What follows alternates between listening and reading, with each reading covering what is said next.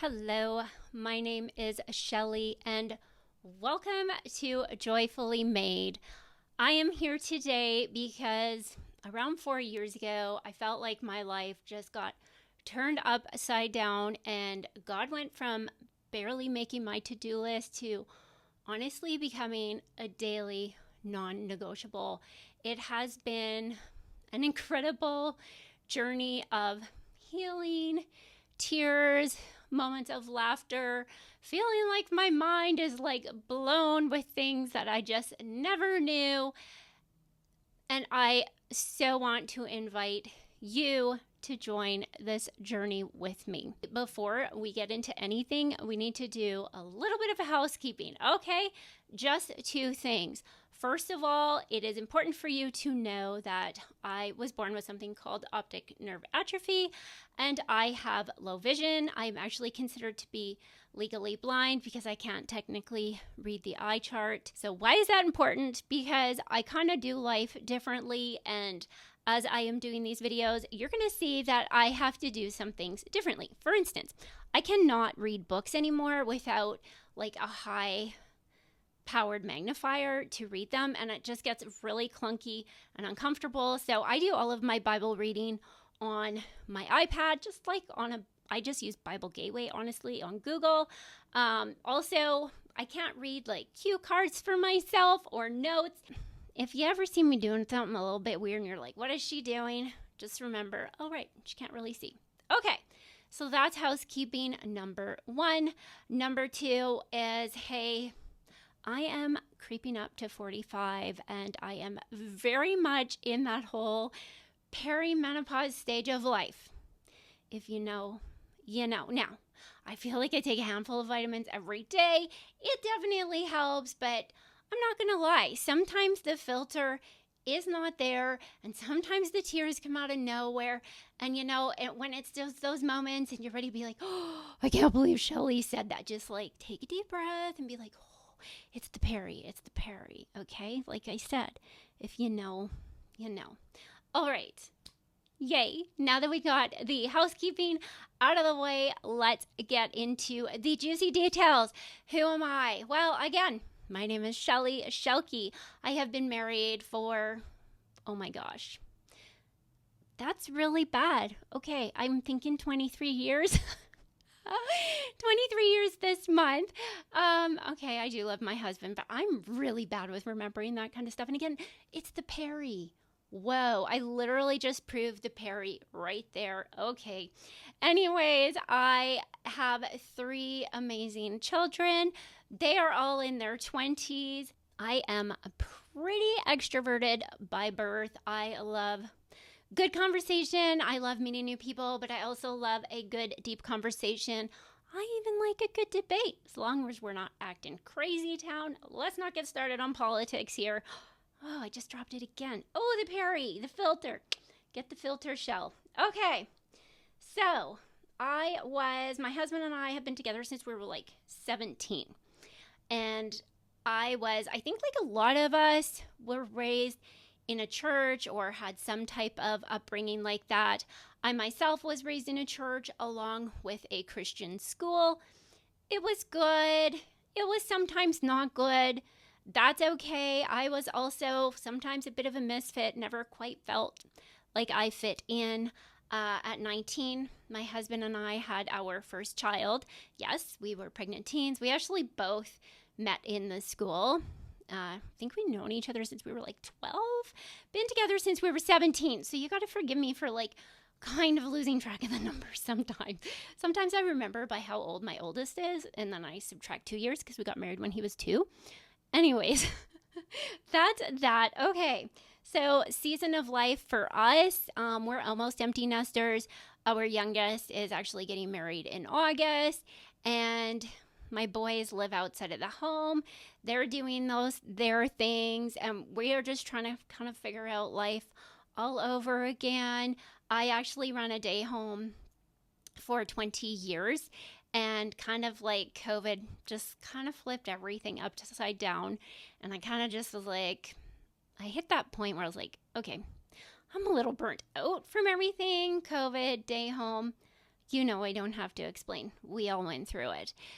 And we just made a really big move. My husband had a teaching degree. He does have a teaching degree, but he didn't have a permanent contract at the time. There was no teaching job. So we ended up actually moving from one city to the biggest city here in Alberta. I am in Calgary, Alberta, Canada. And yeah, do you know sometimes when you think you have amazing plans and then you're like, oh, I should have asked God. He does just let us follow our own path. And while it has been great here, again, it has felt as though our life has been turned upside down. And I have had some pretty dark days. I went through some very dark moments where I didn't want to get up in the morning. I wished I was dead. Thank God I am not there anymore. So that is like the itty bitty bit of this story. Obviously, I'm 44. You can probably put together already. I've got some stories, right? We all do. There's no way you get through life without wounds, without battles, without losses, without wins, without tears, without laughter. Like, we just don't. Okay? So that's just a little bit of my story. And I am so excited to start just a new journey. Now I'm like, it's like a need. It's like I spend so much time every day with God. Sometimes it looks different, but I have found so much truth and healing, and it's still a journey. But that's why I'm here, because I know if I felt this way and if I am longing to connect and grow and just find something real, like that thing to cling on to. It's like, okay, there's got to be more than waking up every morning and just being like, holy flip, I'm done. If that resonates, you're so in the right place, because I'm so with you. I have been there. So part of this Joyfully Made is also a community, because I am so tired of trying to do this alone. I love connecting with women. I always have. So I have also created a Facebook group, Joyfully Made Community, where even though there will only be one YouTube video a week, we are always going to go over to that Facebook group and we're going to have conversations. Like, honestly, I can even see us doing like book studies. I love books. Kind of a book junkie. No, I cannot read them, but I'm a huge Audible listener, and I just uploaded Kindle and realized that that's actually pretty accessible. I'm so excited about that. By the way, when something becomes accessible and I can have something I love back, whoa, that's huge. Okay, that's a side note, but in the Facebook group, we're going to do stuff like memorizing scriptures, and do not even roll your eyes.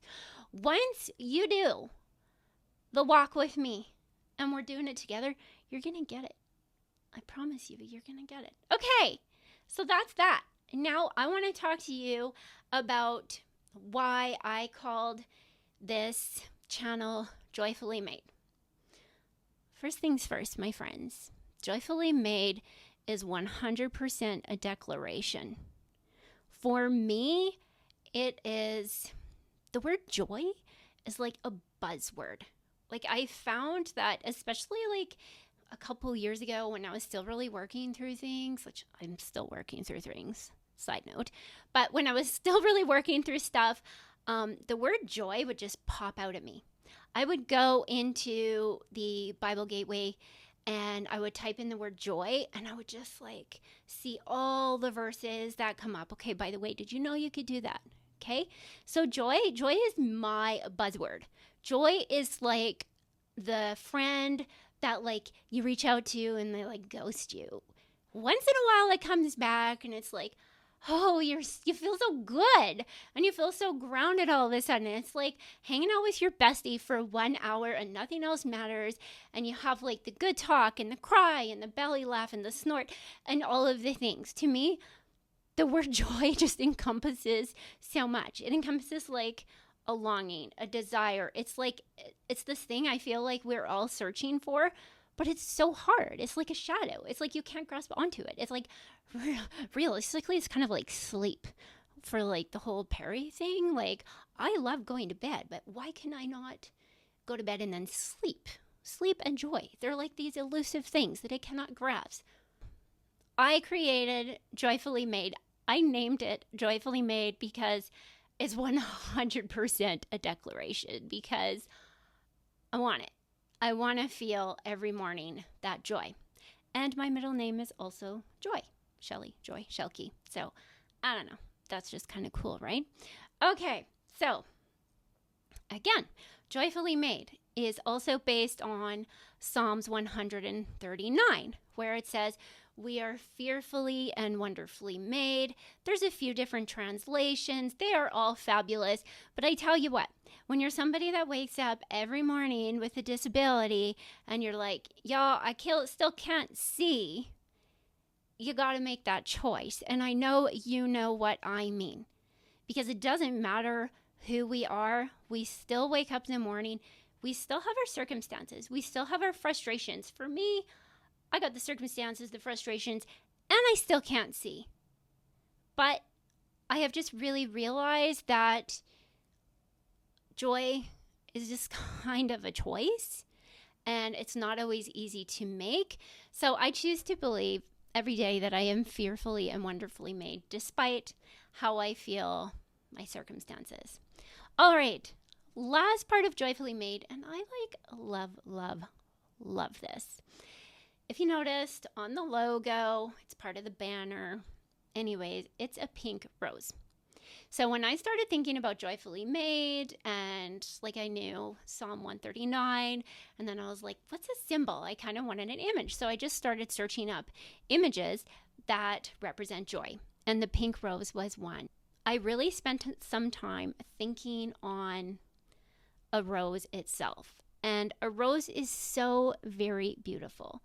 You know it. Like, if you get one rose, you still, you sniff it and you take it home and you put that one rose in a vase on your table, and you'll look at it and you water it and you take care of it and you sniff it, and it's beautiful. And then, even better, if you get a bouquet and you have a few roses in there, let's be honest, what flowers stand out? 90% of the time for me, it's the roses, right? She just stands out. She's so dignified and so beautiful. And I mean, if you get a whole bouquet of roses, that's amazing. That's stunning. It's literally breathtaking. You will just stare at every day on your table. You will sniff it. You will do everything to keep those alive. And then literally, once they start to droop, you cut off the heads and then you float it in the water. We are not letting those things die. Okay, did you get it? Do you get the symbolism? I love it. If you hadn't gotten there, that's okay. I feel like the pink rose just represents each and every one of you. You are so beautiful, and you have this gorgeous essence about you that only you can hold. And when I put you with other flowers, you still stand out because you have your you. You are you. You are created to be this beautiful, beloved human with an amazing feminine heart. And then when we take a whole bunch of dignified roses that are all so confident in who they are, and we put them in one vase, literally breathtaking, right? Do you picture it? Do you sense it? Oh, I love it. I love it. So that is the story behind Joyfully Made. That is why I'm here. That is why I called it that. That is why I chose a rose, because I'm so incredibly passionate about me and you growing together as a community, becoming 100% who we were created to be, even with our flaws, even with my disability. I don't have to get up in the morning and feel defeated. I can get up in the morning and think, I have breath in my lungs. God must have a plan. He must. So, thank you so much for being here. I am beyond excited that you are here. Be sure to subscribe, comment your thoughts. Let me know where you're watching from. If you know anybody who you think is totally going to resonate with this, please share it with a friend. Don't leave. Watch that first episode. We're going to dive right in. And then after, we're going to head over to the Facebook group and we're going to talk it out.